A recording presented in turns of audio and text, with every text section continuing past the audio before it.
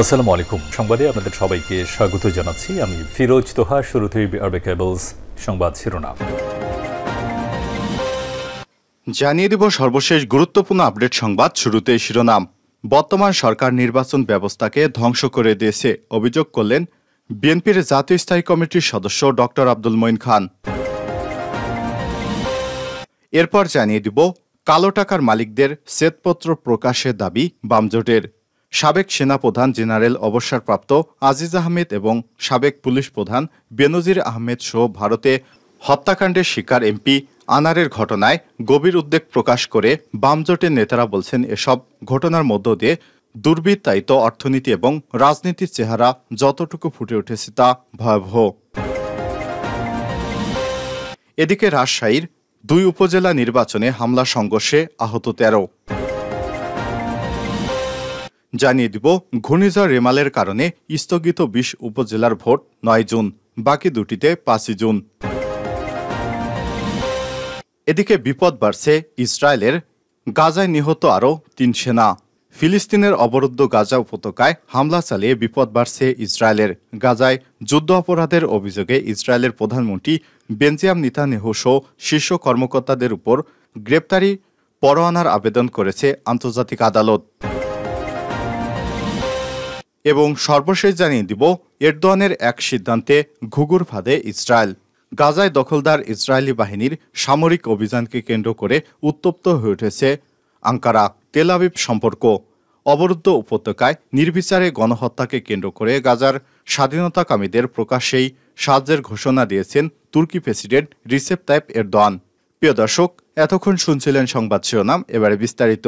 তবে তার আগে অনুরোধ থাকবে, আপনি কোন স্থান থেকে আমাদের সংবাদটি দেখছেন কমেন্ট করে জানিয়ে দিন এই সংবাদ সম্পর্কে আপনার মূল্যবান মতামত। প্রিয় দর্শক, আপনি যদি আমাদের চ্যানেলে নতুন হয়ে থাকেন, ভিডিওটি দেখতে দেখতে চ্যানেলটি সাবস্ক্রাইব করে রাখুন, যাতে করে আমাদের লেটেস্ট আপডেট সংবাদগুলো সবার আগে আপনার কাছে পৌঁছে যায়। এবারে বিস্তারিত। বর্তমান সরকার নির্বাচন ব্যবস্থাকে ধ্বংস করে দিয়েছে বললেন ডক্টর মঈন খান। বিএনপির স্থায়ী কমিটির সদস্য ও সাবেক মন্ত্রী ডক্টর আব্দুল মঈন খান বলেছেন, বর্তমান সরকার নির্বাচন ব্যবস্থাকে ধ্বংস করে দিয়েছে। সরকার ভোটের বাক্স দখল করে যাকে খুশি তাকে এমপি বানাচ্ছে। বুধবার 29 মে দুপুরে পলাশ উপজেলার চরণগন্দি বিএনপির কার্যালয়ে দলের প্রতিষ্ঠাতা ও প্রয়াত রাষ্ট্রপতি জিয়াউর রহমানের 43তম মৃত্যুবার্ষিকী উপলক্ষে আলোচনা সভা দোয়া মাহফিলে তিনি এসব কথা বলেন। তিনি বলেন, সরকার যতই গলাবাজি করুক আর অস্বীকার করুক, কোনো কাজে আসবে না। সাধারণ মানুষ বর্তমান সরকারের সব অপকৌশল বুঝে গেছে। যারা সরকার পরিচালনা করছে তারা জনগণের তোয়াক্কা করে না। এজন্যই 3য় ধাপে সরকার পাতানো প্রশাসনের নির্বাচন প্রত্যাখ্যান করেছে জনগণ। পলাশ উপজেলা ও ঘোড়াশালা পৌর বিএনপির আয়োজনে চরণগন্দিস্থ বিএনপির দলীয় কার্যালয়ের সামনে আলোচনা সভায় সভাপতিত্ব করেন পলাশ উপজেলা বিএনপির সভাপতি এরফান আলী। এ সময় উপস্থিত ছিলেন বিএনপি, যুবদল, ছাত্রদল সহ সহযোগী অঙ্গ সংগঠনের নেতৃবৃন্দ। আলোচনা সভা শেষে মিলাদ দোয়া মাহফিলে প্রয়াত রাষ্ট্রপতি রুহের মাগফিরাত কামনা করে মোনাজাত করা হয়। পরে তিনি এতিম শিশুদের মাঝে গণভোজ বিতরণ করেন। কালো টাকার মালিকদের শ্বেতপত্র প্রকাশের দাবি বামজোটের।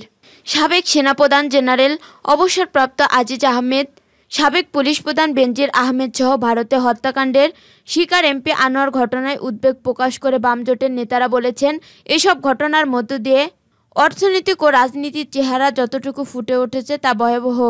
বর্তমান সরকার নীতি ও উপরের মহলের আশ্রয় প্রশ্রয় ছাড়া এ ধরনের ঘটনা একেবারেই অসম্ভব। বুধবার 29 মে বাংলাদেশের কমিউনিস্ট পার্টির সিপিবি কেন্দ্রীয় কার্যালয় বামজোটের সভায় অংশ নিয়ে বক্তারা এসব কথা বলেন। ভোটের সমন্বয়ক ও সিপিবির সাধারণ সম্পাদক রুহিন হোসেন প্রিন্সের সভাপতিত্বে অনুষ্ঠিত সভায় বাসদের সাধারণ সম্পাদক বজলুর রশিদ ফিরোজ, বিপ্লবী কমিউনিস্ট লীগের সাধারণ সম্পাদক ইকবাল কবির জাহিদ, বাস্ট মার্কবাদী এর সাধারণ সম্পাদক মাসুদ রানা, গণতান্ত্রিক বিপ্লবী পার্টির সাধারণ সম্পাদক মোশরেফা মিশু, সমাজতান্ত্রিক পার্টির নির্বাহী সভাপতি আব্দুল আলী, কমিউনিস্ট লীগের আব্দুস সত্তার, মোশারেফ হোসেন নান্নু, গণতান্ত্রিক বিপ্লবী পার্টির শহীদুল ইসলাম সবুজ, বাসদ মার্ক্সবাদী এর তাসলিমা আক্তার বিউটি উপস্থিত ছিলেন। সবাই চলমান কর্তৃত্ববাদী দুঃশাসনের অবসান, পাচারের টাকা, খেলাপি ঋণ, কালো টাকার উদ্ধার, দুর্নীতিবাজদের বিরুদ্ধে ব্যবস্থা গ্রহণ, দ্রব্যমূল্য নিয়ন্ত্রণ, সিন্ডিকেটের বিরুদ্ধে ব্যবস্থা গ্রহণ, মূল্যবৃদ্ধি বন্ধ, দ্রব্যমূল্য নিয়ন্ত্রণ, সারা দেশে রেশন ব্যবস্থা চালুসহ মানুষের চিকিৎসা, শিক্ষা, অন্ন, বস্ত্র, বাসস্থানের নিশ্চয়তা বিধানের দাবিতে গণ আন্দোলন, গণসংগ্রাম গড়ে তুলতে দেশবাসীর প্রতি আহ্বান জানানো হয়।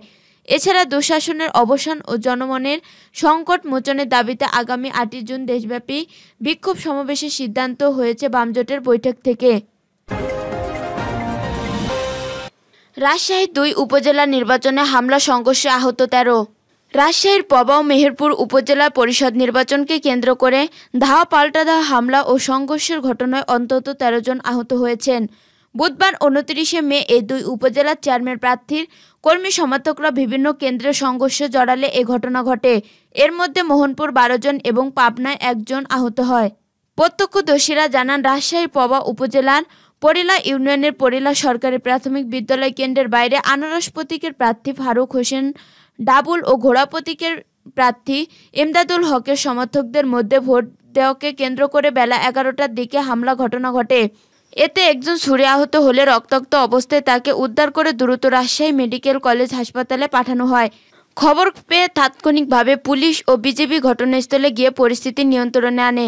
প্রতিপক্ষের হামলায় গুরুতর আহত আব্দুল মমিন পবা উপজেলার পরিলা ইউনিয়নের চকপাড়া গ্রামের মোহাম্মদ শুকটার ছেলে আব্দুল মমিন ঘোড়া প্রতীক নিয়ে চেয়ারম্যান পদে প্রতিদ্বন্দ্বিতাকারী ইমদাদুল হকের সমর্থক।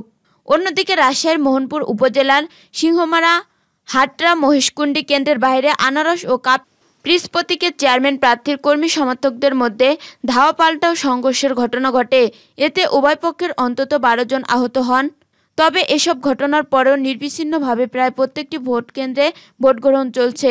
নির্বাচনকে ঘিরে যে কোনো ধরনের সংঘর্ষ ও অপ্রীতিকর ঘটনা এড়াতে কেন্দ্রের বাইরে অতিরিক্ত পুলিশ মোতায়েন করা হয়েছে।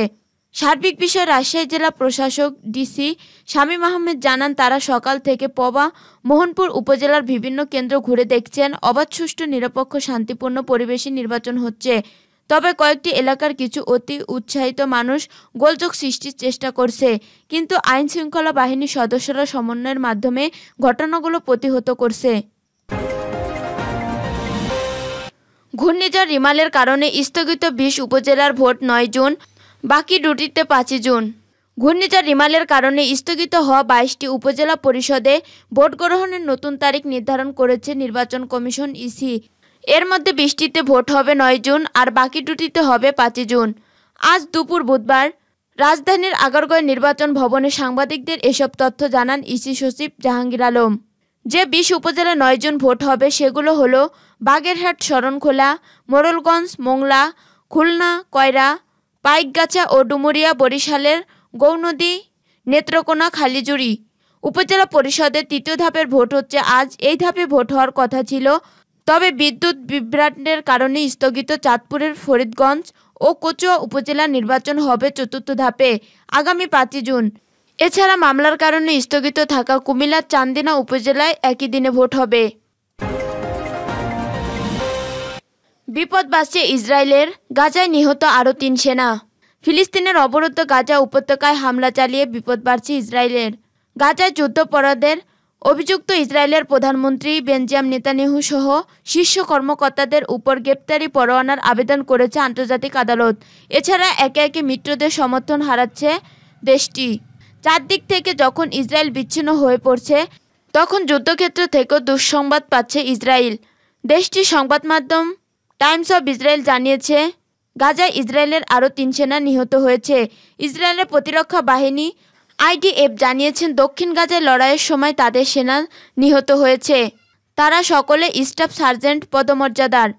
IDF-এর এক বিবৃতিতে বলা হয়েছে, গাজার দক্ষিণাঞ্চলে সামরিক অভিযানের সময় তারা নিহত হয়। এ সময় আরও 3 সেনা গুরুতর আহত হয়েছে, তবে এ বিষয়ে বিস্তারিত কোনো তথ্য পাওয়া যায়নি।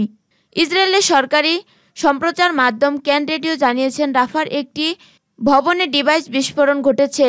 এতে ওই 3 সেনা নিহত হয়েছে। এ সময় আরও 3 জন গুরুতর আহত হয়েছে। গাজায় নিহত সেনা হল শিমশিতের স্টাফ সার্জেন্ট আলীর গলিলাভ, মিডরেশেত বেন গুন্টিয়ান স্টাফ সার্জেন্ট ডেরি বার এবং জোফারের স্টাফ সার্জেন্ট হিদো আপেল।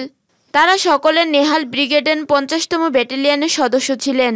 এর আগে আনাদোলু জানায়, তুরস্কের পররাষ্ট্রমন্ত্রী হাকান ফিদান বলেছেন, ফিলিস্তিনের রাষ্ট্রের ক্রমবর্ধমান স্বীকৃতি ইসরায়েল ও তার মিত্রদের বিশ্ব থেকে বিচ্ছিন্ন করে ফেলছে। গত 23 মে ভেনেজুয়েলার পররাষ্ট্রমন্ত্রী ইভান গিলের সঙ্গে এক যৌথ সংবাদ সম্মেলনে হাকান ফিদান একথা বলেন। ফিলিস্তিনিকে তার ন্যায্য স্বীকৃতি পাওয়ার প্রয়োজনীয়তার কথাও পুনর্ব্যক্ত করেন তুরস্কের পররাষ্ট্রমন্ত্রী হাকান ফিদান। একই সঙ্গে তিনি ইসরায়েলি গণহত্যা বন্ধে অবিলম্বে পদক্ষেপ নেওয়ার আহ্বান জানান।